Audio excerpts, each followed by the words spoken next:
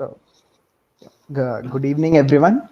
So, we are here with yet another session of MLRW 2021. Today, we have with us Ameya Daigavane, who is actually an alumni of IT Guwahati. He just graduated last year from the Department of Computer Science, and he has quite a few academic accolades in his bag, including a Caltech Surf Award for the summer of 2019, where he did his 2019 internship at JPL working on the Europa Clipper mission. Also, he was one of the three undergraduates from all over the world to win the ACM Segbet Scholars Award in 2020. And as of now, he's a pre-doctorate researcher at Google Research, working on graph mining and representation learning. And today he'll be taking an introductory session on graph neural networks. So we are very glad to have you today with us, Ameya, and I hand over to you now. Thank you, Shrey. That was a very warm welcome. So this article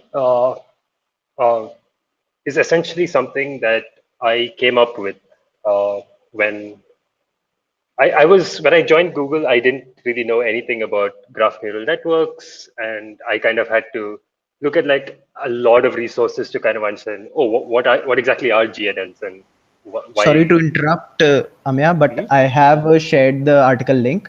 So Sure. if you, yeah, I've shared it in the chat. Yeah, letting thank you. Yeah. So just ensure that you can open the article. Also, this is still under review, so I'm obviously free to share. But I would, if you have feedback about this article, I would be very happy to listen to you. And so, as I was saying, this article was kind of born out of my own struggles about learning with graph neural networks. Actually, if you think about it, GNNs are relatively new to the field, even though people have been talking about these ideas for like the last 10 years or so.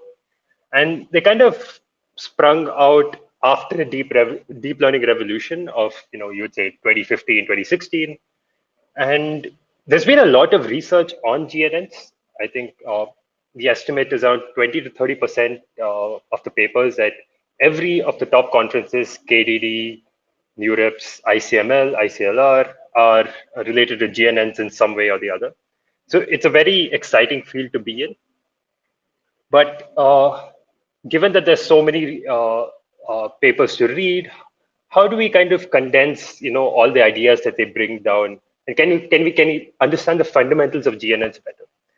I kind of struggle with that question, and so that's why we created this article, which kind of, it's meant as an introduction to graph neural networks, but it obviously cannot cover the entire scope of all GNN architectures and so on. So we just stick to the fundamentals. We stick to the key concepts that kind of inspired people to think about GNNs and how those techniques came, like how people have implemented those techniques.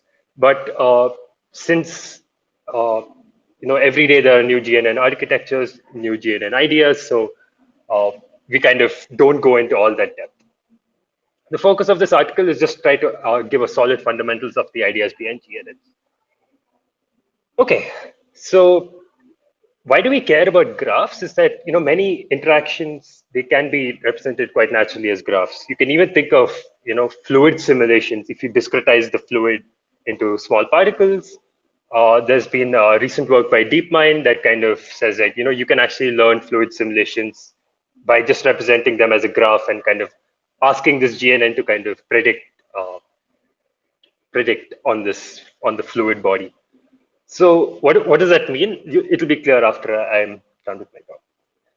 So the thing is that you're probably most familiar with ideas of neural networks being as some kind of box. You input a vector and you get a vector outside. And now if you have a graph, it's not immediately clear as to how do we process this. And you can try ideas as just input the adjacency matrix, input all the node vectors or node feature vectors, and kind of just just ask the neural network to kind of learn some structure. You can maybe have predictions at the nodes and things like that. But there are some key considerations that you have to keep in mind. The first thing is that graphs are there's no kind of order on the nodes inherently, like most graphs. And that kind of raises a problem as to, if I give you an image, you can tell me, if I give you a pixel in an image, you can tell me what is the pixel to the left, what is the pixel to the right, and so on. There's this idea of order. If I give you this one node here, it's not clear to me like what is the node to the left of this node. So graphs are kind of inherently unordered, which what I mean is that even if I relabel the nodes, I uh, the graph still remains the same, right? If I call this A node A, or if I call this node A, uh, your underlying graph is still the same. So how do we deal with this kind of isomorphism problem in which your neural network has to be invariant to the way we label these nodes? So even though I relabel the nodes, the underlying structure does not change. So our neural network has to still capture the structure of the graph. And graphs themselves can be of very different sizes. So while like standard neural networks, they have like this fixed size vector input. If you have a graph that you want to input, these can be of different sizes. They can have nodes of different types. Like a molecule is a graph where the individual nodes are atoms, and there are different kinds of edges, like the bonds. Those edges have attributes. There's also this underlying geometry that's captured by how the bonds are arranged and so on. And so this example is just trying to predict whether the molecules are toxic or not by representing the molecule as a graph and asking a GNN to kind of make predictions over this graph. But yeah, so you already begin to see like the complications that arise with GNNs, right? How do we even represent this in a nice way? And oftentimes, your representation will depend on the problem that you choose, but there are still ways to kind of create GNNs that work well across many different representations. So as I said before, like node order invariance, what I mean is like even if you relabel the nodes, the graph doesn't change. So if you just wanted to if you want to stack all the node vectors like A, B, C, D, E, F, G, and you could also do it another way by just calling this node A and this node B and this node C and so on. So there's kind of this permutation invariance that the GNN has to learn. And it's very efficient to kind of ask the neural network to learn this invariance. So you want that the neural network to itself be permutation invariant. Also, if you have any questions at any point, please just interrupt me. And graphs can be really, really large, right? Like you think about social networks, which have billions of users, and molecules are small, but this kind of scale at which you apply GNNs kind of limits the kind of methods that you want to use. I mean, you have to design the methods in such a way that they are scalable. And the kind of approaches that we will see today will kind of make use of an idea similar to weight sharing in convolutional neural networks, where you apply the same filter at different places. But so that kind of prevents the number of parameters from becoming too large. Like it's independent of the size of the graph, basically. And over graphs, you might be interested over like many problems. So like even if I give you a graph, you might be wanted to do like node level classification. You might want to do graph level classification, like we classify the entire molecule as toxic, right? You want to do kind of clustering over the nodes. You want to see like which nodes are similar to each other. You want to do link prediction. So where link prediction is, oftentimes the graphs that we see in real world are not very, they can be often very noisy, which means there are certain links which might be missing just because they just weren't observed because of whatever, some interaction was missed or something. And like, for example, social networks, if you want to do link prediction, that's like saying which two users are most likely to become friends in the next year or so. And that's an important problem. But it's, again, how do we phrase this as something that we can use a neural network for? Influence maximization is not as popular as some of these other tasks, but it's still important. Essentially, what influence maximization tries to do is kind of you identify influential nodes. So if you want to like sell a product to someone such that they influence their friends also to buy this a similar product, that's kind of you want to find the influential nodes in the graph. Yeah, and so a common paradigm, I mean, it's not the only paradigm to doing solving these problems, is something called node representation learning. So what you do is you kind of learn representations of the nodes. So you map these nodes to some kind of vector representations, and you kind of use these vector representations to solve these problems.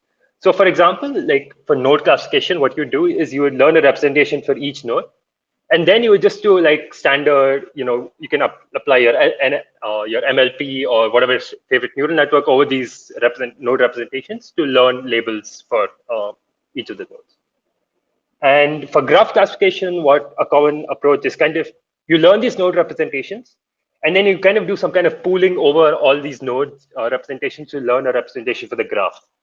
And then you apply whatever neural network you want on top of that to get a classification for the graph.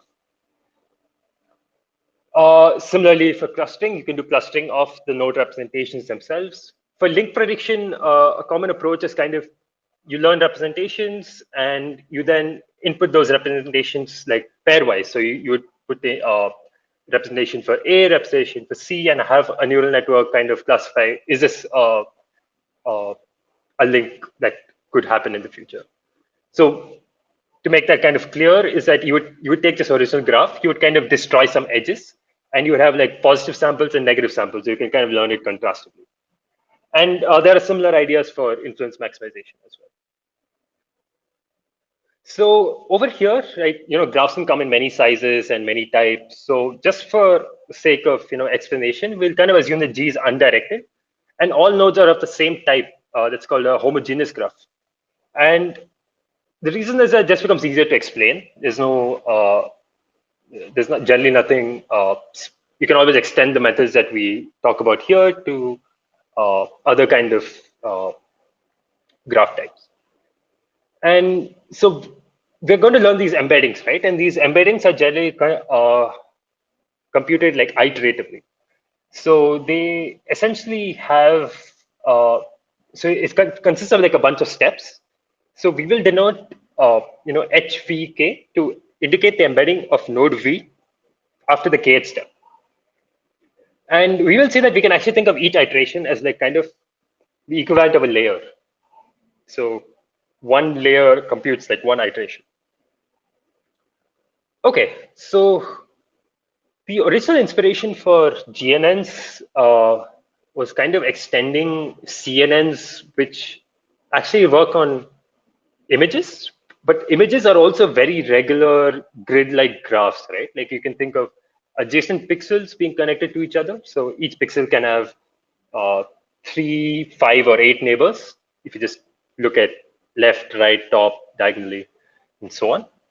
And CNNs were really popular. Like CNNs, people have been using CNNs for like quite a while now, and they work well, they generalize well, and so on. And so kind of people thought, can we generalize CNNs to general graphs, not just where the graph is like this very regular grid. But immediately you start seeing some challenges is that, ordinary convolutions, they kind of, if you think of like a filter, right, like a 3x3 filter, those are not node order invariant. Those actually take into account the position, right? Like we take, you actually, like you place the filter over the grid and you compute those, the weights and how the filter operates on the features. So those are definitely not node order invariant because they depend on the absolute position of pixels. And so kind of the initial idea was to kind of, can we generalize convolutions so that, they can work similar to how CNNs work, but they're also node order invariant. And so the first idea here is something called spectral convolutions, in which you kind of do these global convolutions, which are node order invariant. And this idea of node order invariance is like critical. Like that's all of the methods that we will look at today are node order invariant. And so what they do is like, so with CNNs only you kind of look at a local neighborhood of each node or each pixel. Over here, with spectral convolutions, you kind of do like a global convolution. So all nodes participate to compute the embedding at the next layer for each node. How can we do this efficiently? I will show you next. And so spectral convolutions came out in 2014, 2015. Initially they were like little inefficient, so people kind of came up with something called spatial convolutions, which are similar to CNNs. They are local in nature, so only neighboring nodes take part in the convolution. And what exactly does the convolution do? We will get into that, but just like a high level overview of how the methods have progressed. Okay, so we're often familiar with something called the adjacency matrix. Well, it's undirected graph, so it's a binary matrix, and a matrix that's kind of related. It's actually equivalent in information to is the graph Laplacian. So if you take matrix theory, you'll actually deal with the Laplacian mode. But how do you construct it? Is just it's on the diagonal is just the degree of each matrix. So it's a n cross n matrix where n is the number of nodes. Or the diagonal is just the degree of each vertex, each node. And the off-diagonal entries are exactly just the negative of the adjacency matrix. So pretty simple construction. And it actually turns out that the Laplacian has this very interesting property. It actually allows you to quantify how smooth feature vectors are with respect to the underlying graph. So what exactly does smooth mean, and what exactly is like a feature vector?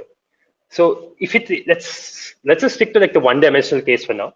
So each node essentially gets like a real number, and if we like fix an ordering, like for now we'll fix an ordering, and I'll tell you why that doesn't matter. So if you like fix an order like saying A, B, C, D, E, F, G here, and I just collect all of these into a vector. So this is like a feature vector. So this entire vector is our vector x, and we normalize it such that sum over xi square is 1. This is like L2 normalization, and we look at the sum, the Rayleigh quotient. If you're familiar, someone who's never heard of this concept before, this quantity is called the Rayleigh quotient, and it essentially is just this quadratic product normalized. So you take x transpose Lx divided by x transpose x, which is just xi square. Xi square is 1 by definition. So it just looks like this. If you just write out all these terms and you just do the multiplication, it looks like this. It looks like the sum of xi minus xj whole square, where we loop over all edges. So I and j are vertices connected by an edge, and you just look at xi minus xj whole square. And now you think of like a feature vector x, right? So a feature vector x that assigns similar values to adjacent nodes in G is going to be minimizing this RLX. In particular, if you think of like the constant feature vector, that will have xi equal to xj for all ij, not just those adjacent to each other. So this quantity will be 0. So it turns out, well, it's actually a pretty famous theorem in linear algebra, that the quantities that the minimum values of these are actually the minimum, rather the arguments for x which minimize Rn x are exactly the eigenvectors of Rn. So as we said, the first, the smallest, this is strictly non-negative, right? Because it's a sum of squares. So the smallest value we can get is 0, and that's achieved by the constant vector xi equal to 1, and you just normalize it. So the vector which minimizes RLX, but is also perpendicular to the first eigenvector, is the second eigenvector, and so on. So like the vector which minimizes RLX and perpendicular to the first two eigenvectors, is the third eigenvector, and so on. And the minimum and the actual values are given by the eigenvalues. So this immediately tells us that 0 is an eigenvalue of L. So the set of so now we see that by involving this Rayleigh quotient, we have something to quantify what is the smoothness of a feature vector here. And the eigenvectors of L are essentially the things that we're interested in. We want to minimize this quantity. Why do we want to minimize this quantity? Is because well, we don't want to minimize this directly, but we're going to try and express this in the eigenvector basis. So we're going to try and represent feature vectors in this eigenvector basis, and that allows us to kind of quantify feature vectors in terms of how smooth they are, because the eigenvectors themselves are smooth. So this set of eigenvectors of eigenvectors and eigenvalues of L is called a spectrum, and that's why these methods are called spectral convolutions.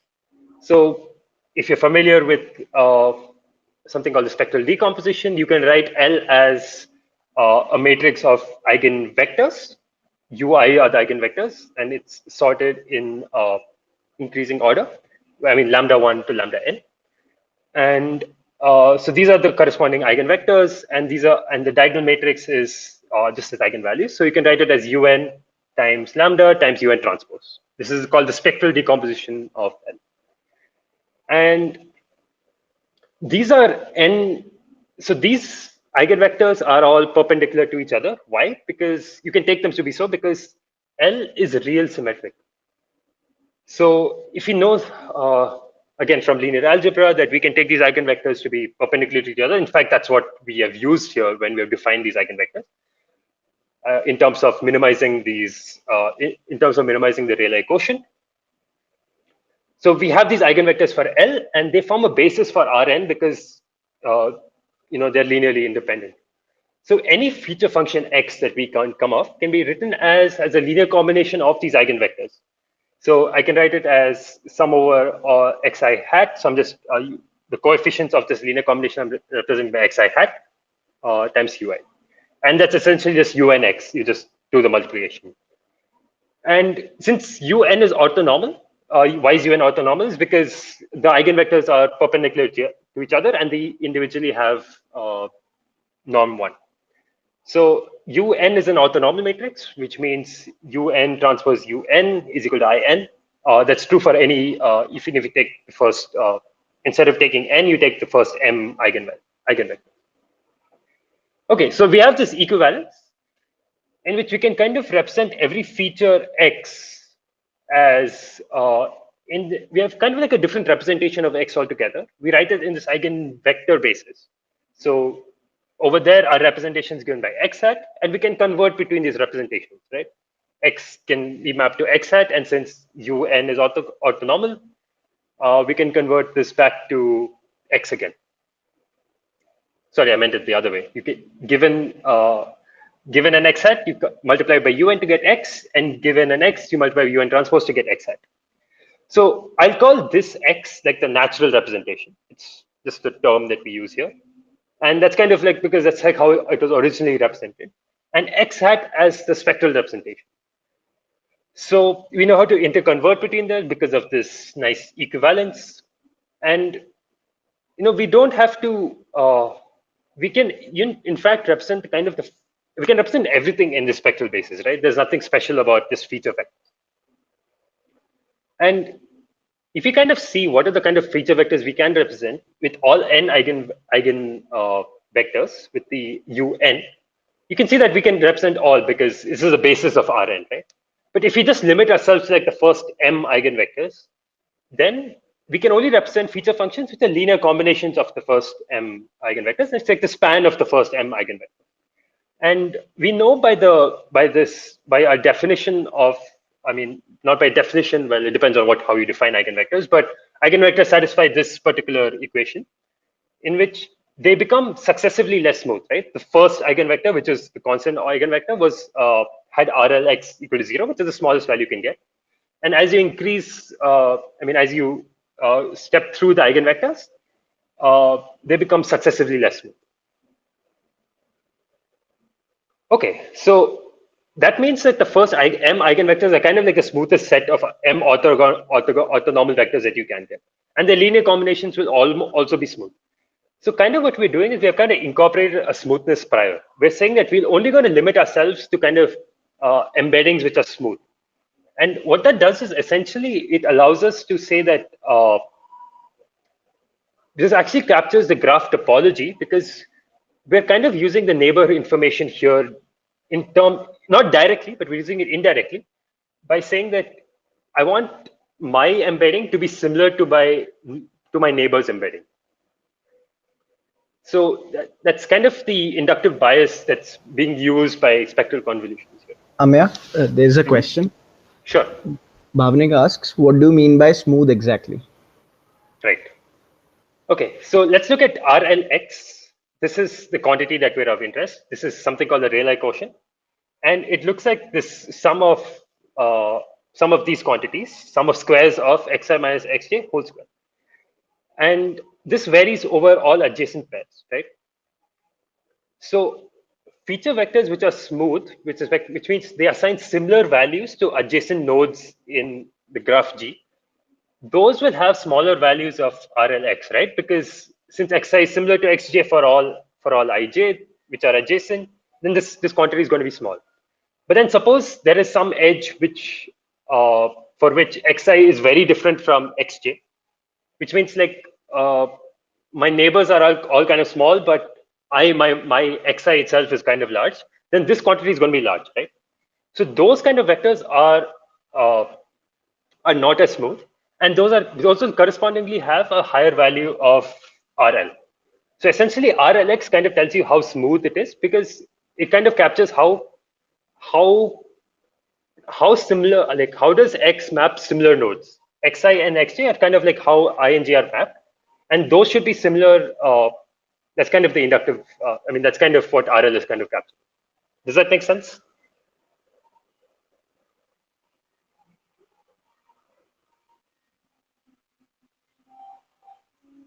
Yeah, he says.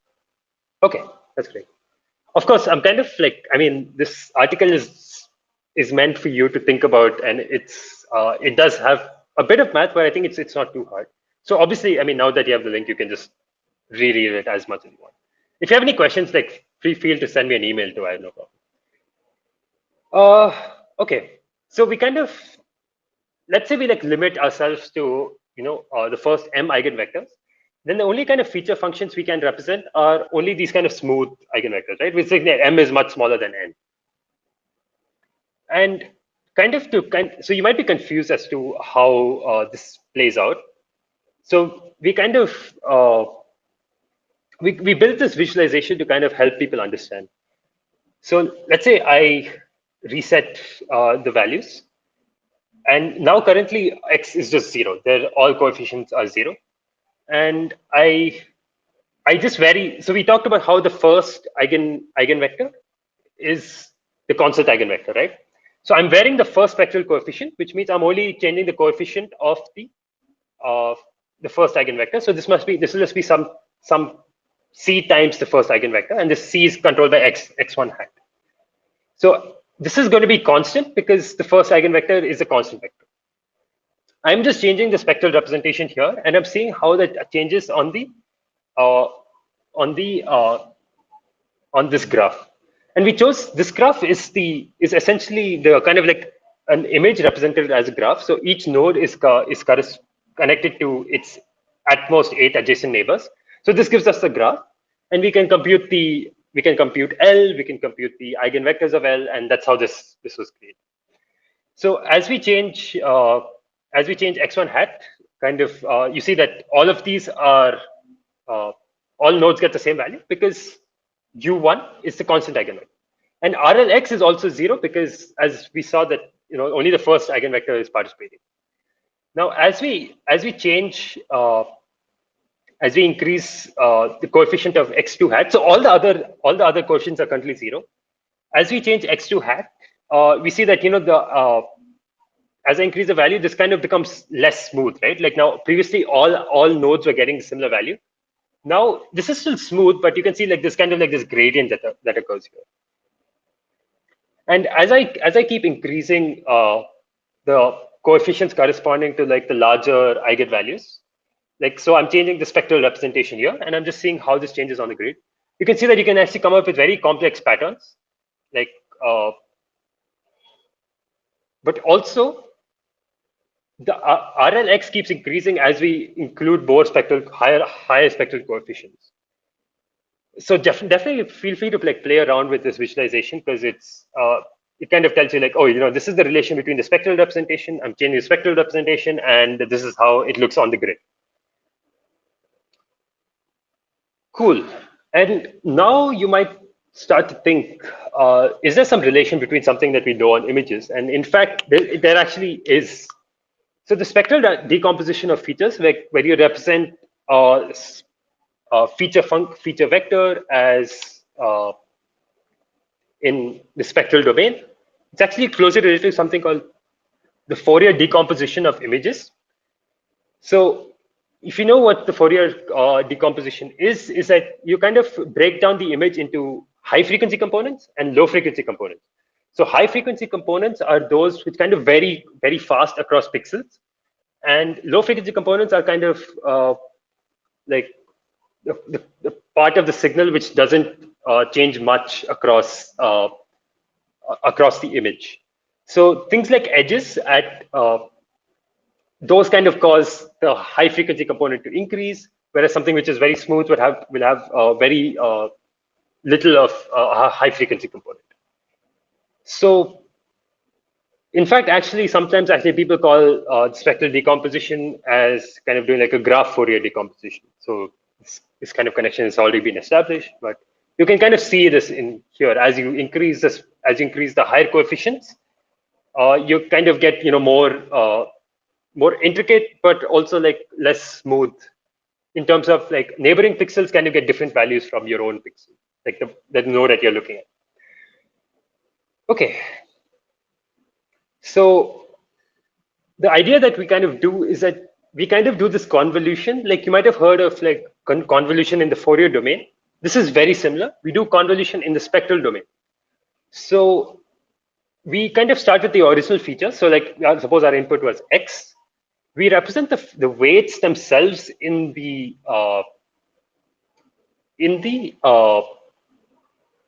spectral domain. So suppose we have some filter weights WK. We convert them to the spectral representation. We convert the features themselves to the spectral representation, and then we do like a dot product in the spectral domain. And then we can. So now this is like a spectral. This is like the representation of the convolution in the spectral domain. So we can convert back to its natural representation, and then just apply like a non-linearity to get weight. And this is all completely differentiable because we're just multiplying by matrices, so everything is completely differentiable. You're just doing like a element-wise dot product, and we apply this non-linearity as well.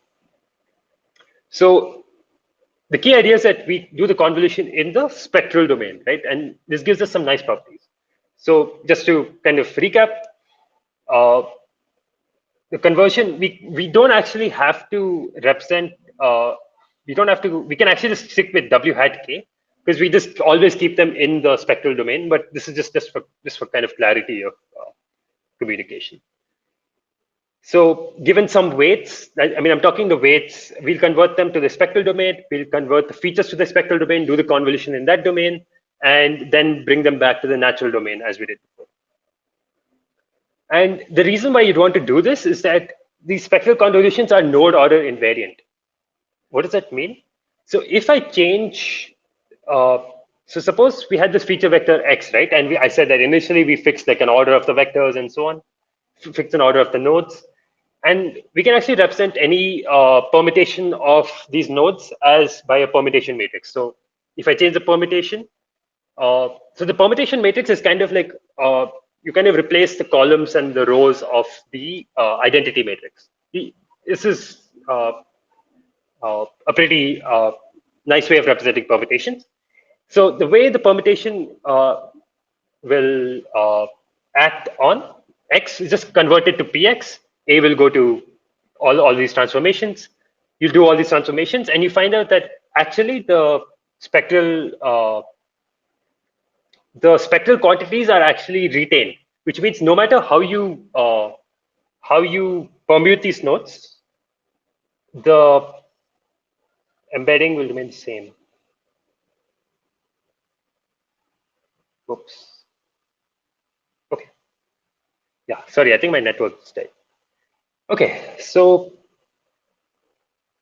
spectral convolutions are node order invariant, which means that no matter how we permute the nodes or how we label the nodes, the underlying I mean the result of the convolution is the same, which is exactly what we wanted, right? We wanted to be independent of how we label the nodes. So this is a pretty cool idea, and it's quite mathematically well grounded. Like we understand what exactly we're doing, what exactly the filters that we're computing, and so on. But the problem is that we needed to compute this eigenvector matrix UM, and this, as you scale the number of the size of the graph, this increases the complexity of the computation. The global convolutions themselves are kind of inefficient to compute because you kind of have to repeatedly multiply by UM and UM transpose, and the filters themselves are kind of specific to the input graphs, which means they're kind of defined in terms of this this input graph Laplacian, right? If you're working only with images, then all of them have the same Laplacian because the underlying topology is the same. But what if you want to apply to like a new graph topology and so on? And like different molecules have different will have different graph Laplacians. So then how do you map filters from one domain to the other? So ChebNet was kind of the first approach to kind of deal with the difficulties that that people came up with. And instead of representing filters as W hat in the spectral domain, right, we just talk about filters. So corresponding to each eigenvector coefficient, we had these filter weights W hat. We kind of will convolve them in the natural domain itself. We won't repeatedly do the spectral conversion and all the way back to the natural domain and so on. So to kind of understand how this came across is that you just look at, suppose you have this feature vector X and you multiply it by L. And if you do that, you see that the corresponding spectral representation actually just gets element-wise multiplied by the eigenvalues. So the first coefficient of x1 hat will be multiplied by lambda1, the second coefficient will be multiplied by lambda2, and so on. And this is actually it's kind of doing this kind of element-wise multiplication in the spectral domain. That's what we were doing before, right, with spectral convolutions. But this is kind of, you're getting it for free by just multiplying x by L. And you can even forget about just multiplying by L. Like, what if you can take, polynomials of the Laplacian?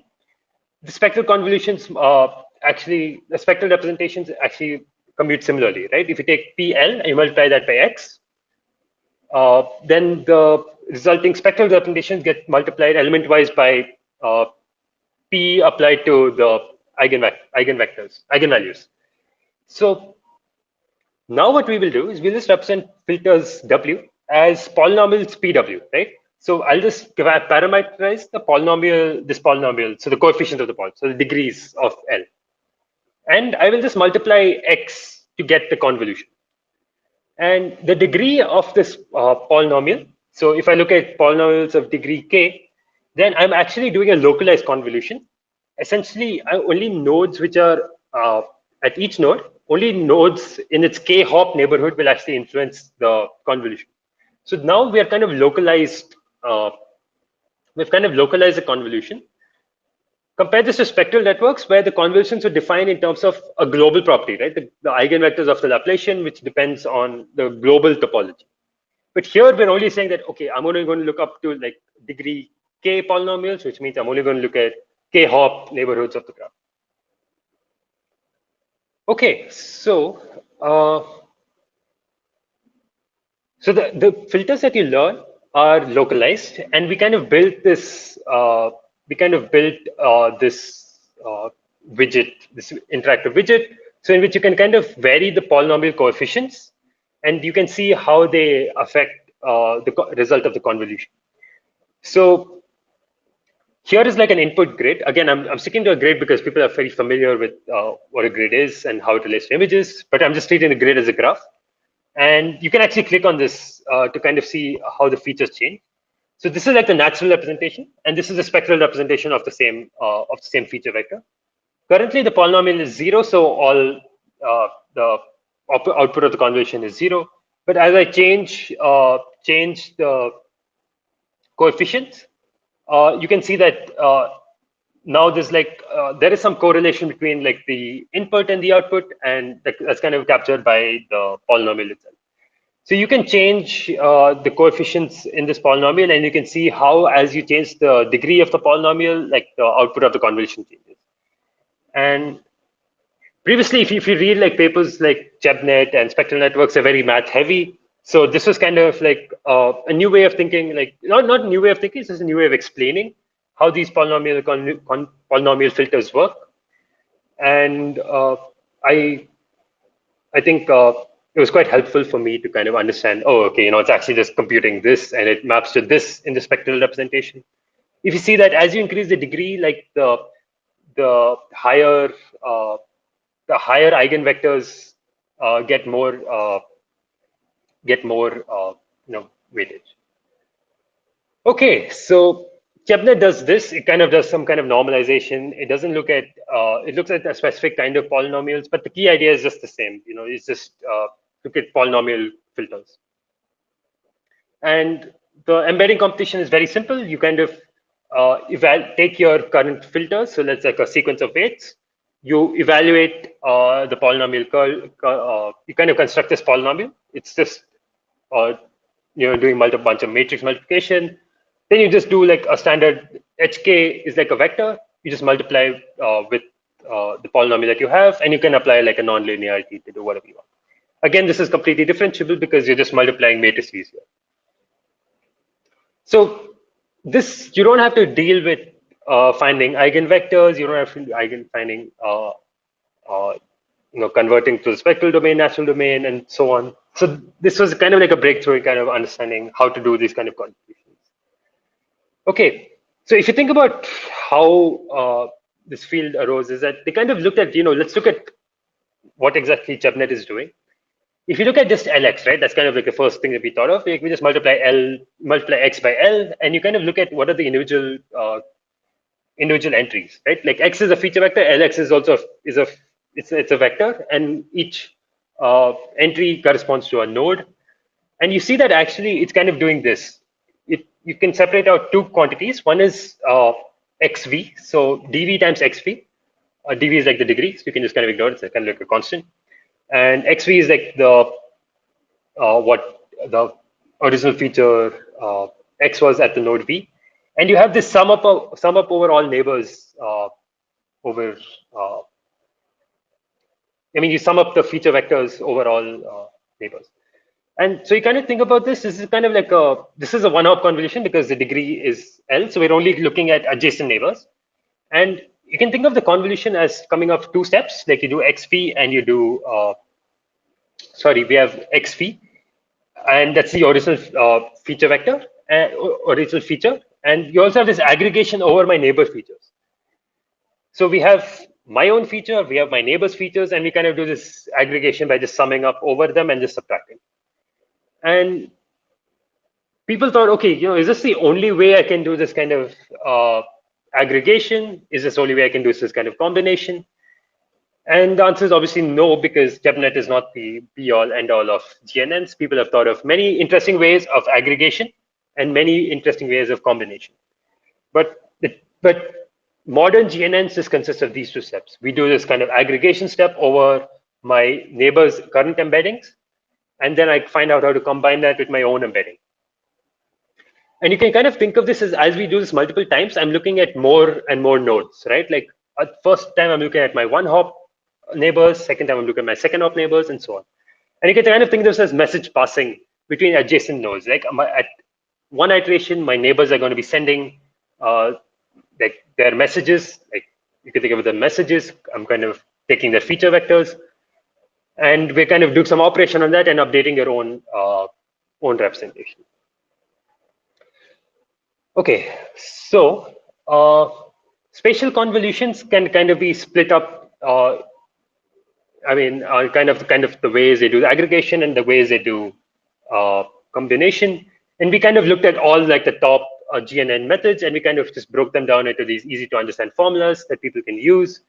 So, for example, let's look at GIN, which is I think published at ICLR 2019. So it just does this sum up over all neighbors. Look at my own embedding, add some perturbation epsilon, and just sum up over all these. And this works well. So all of these models have, you can even have attention over neighbors. That's called something, it's called something called graph attention networks. So you compute the attention coefficients for like how much attention do I pay to my, which all neighbors do I pay attention to. I compute like the weighted sum according to the attention weights. I'm free to define whatever attention mechanism that I want. I'm not going to go into too much detail as to the specifics of each model, but you can see that all of them broadly fall into this paradigm of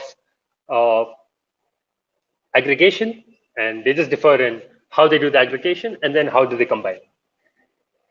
Okay, so that kind of covers modern GNNs, but you might look at this, and say, this is kind of weird to me. I don't know exactly what's exactly being computed.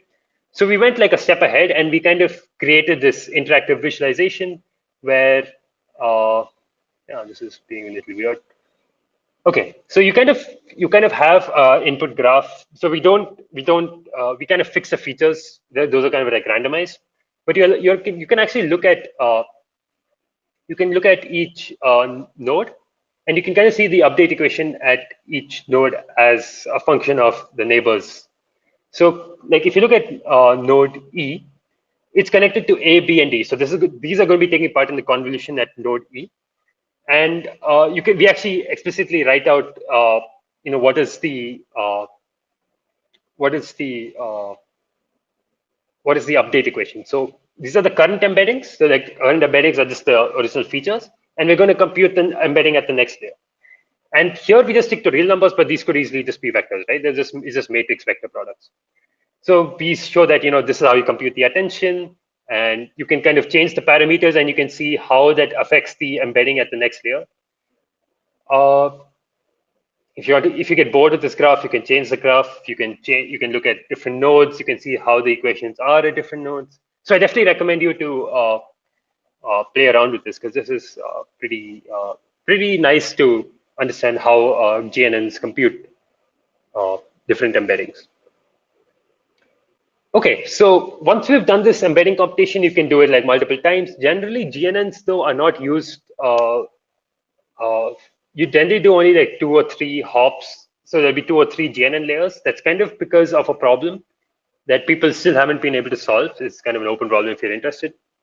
There's something called oversmoothing, in which after you do these kind of multiple hops of message passing, people have found out that the performance actually decreases. So actually doing more hops kind of hurts the GNN.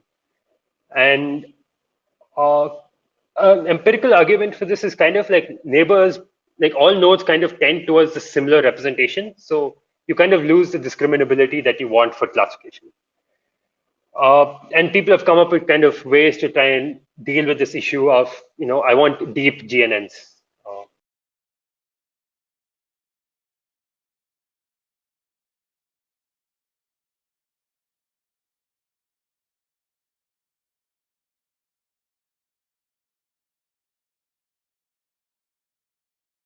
Loss.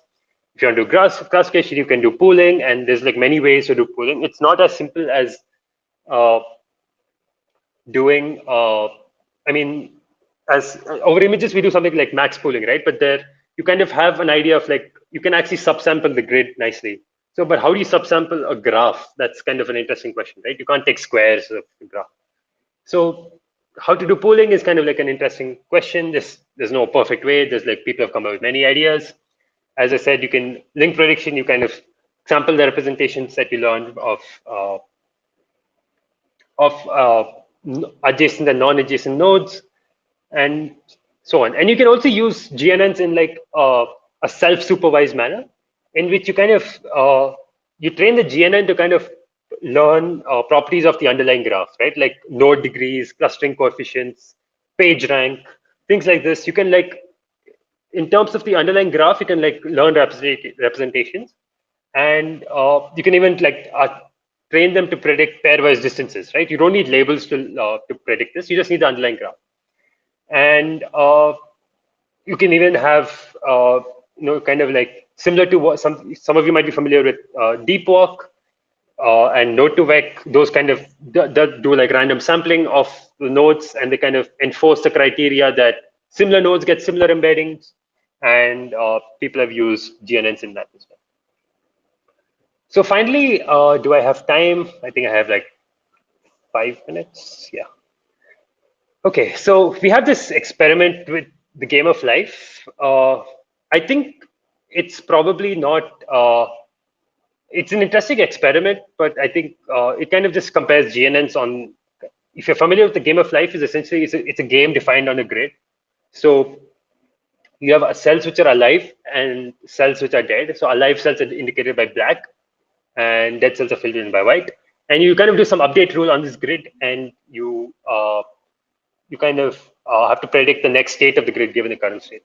So there was this recent work that kind of says that CNNs kind of struggle at learning the game of life. And we kind of just tested if GNNs could do better at the game of life. And our experimental results basically show that no, even though like the inductive bias of GCN is actually better than a CNN for this task, because GCNs kind of weight each neighbor equally, and that's kind of matches the rule, the update rule of the game of life, but it doesn't really seem to. It's probably just because kind of optimizing these methods are kind of hard.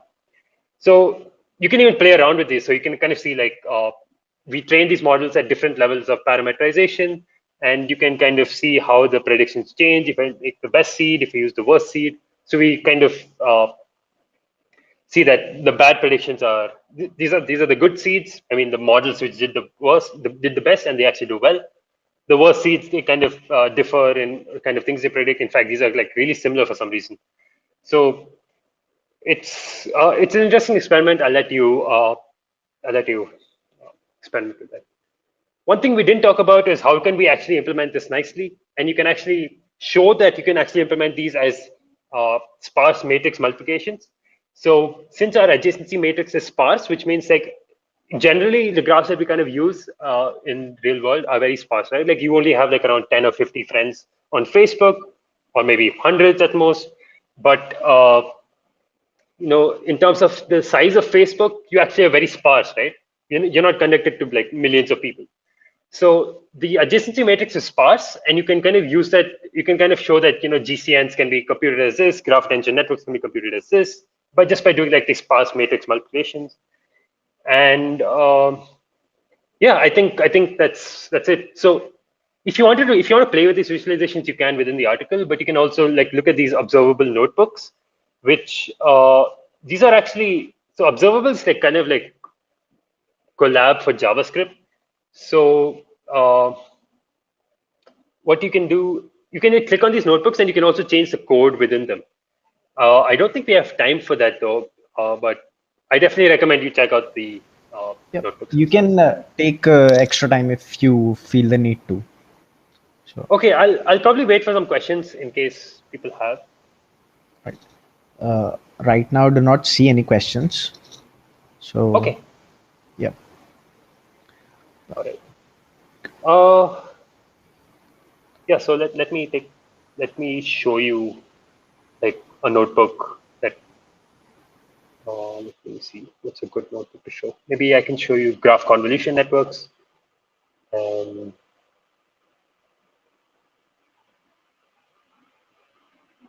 Yeah.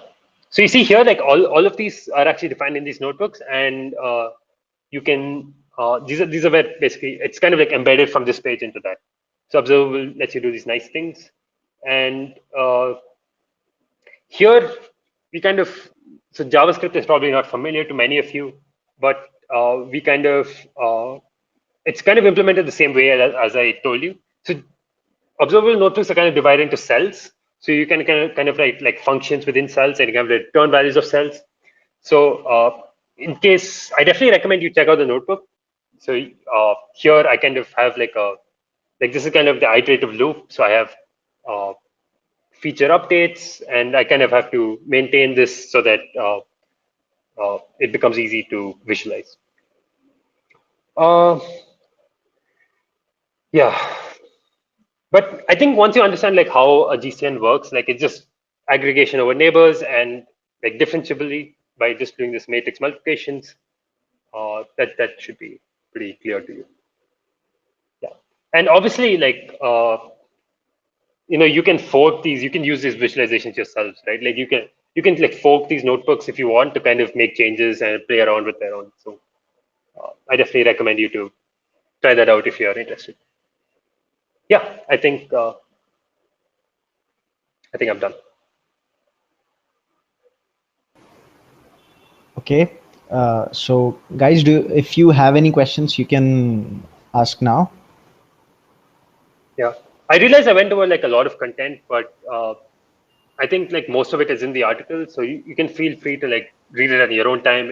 These are not extremely easy concepts, but I kind of like aim to give like a higher level overview of what GNNs do in this talk. Yeah, so thank you, Ameya, for that mathematically rich and visualization rich talk. And it definitely leaves a lot to explore for a lot of us. But thank you Yes. for the excellent talk. And yeah, we are going to, if no one has questions, yeah, I see a question from Mhm. Bhavnik. Uh, yeah, he asked if you can share your email so we can ask more informed questions when we read the Oh yeah, article. definitely. Yeah, so Let me. I'll okay, yeah, you can put it in the chat yourself. This is the chat, right? Yeah. Yeah. Wait.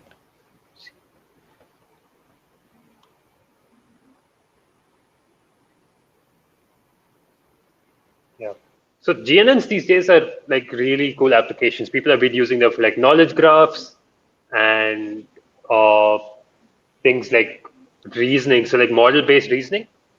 Uh, Sorry, not model-based reasoning. I meant model-based reinforcement learning. So where we have like a model of the world, and you kind of want to represent interactions in this world as a like interacting graph, right? Like I'm a node, the table is a node, the laptop is a node, and kind of when I lift the table, the how do we compute the interactions between the various nodes? So they have become like very popular there. Oh, I see you have a question here. Can you use Yeah. GNNs for making language models like GPT? Okay, so that's an interesting question because actually transformers are GNNs themselves. In fact, they are GNNs on the complete graph. So you connect every. So you think of the tokens as nodes in the graph, and you can actually represent the attention mechanism as a GNN. So in that sense, yes, you can. GNNs are being used for making language models, but people don't really think about GNNs in that sense. But uh, yeah, if you're talking about language models, then uh, people have kind of tried to kind of come up with sparse transformers and things like that. Those can be seen as GNNs over not complete graphs. So if you're interested in that, I definitely allow.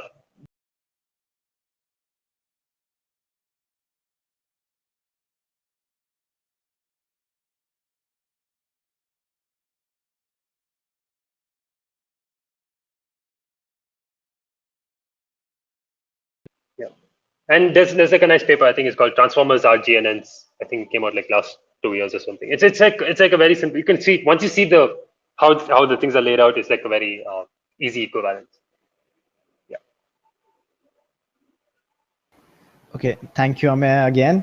So now we are going to end the session, and and we also have events lined up for tomorrow and day after tomorrow. So I hope you tune in again. So thanks, Ameya. Thank you.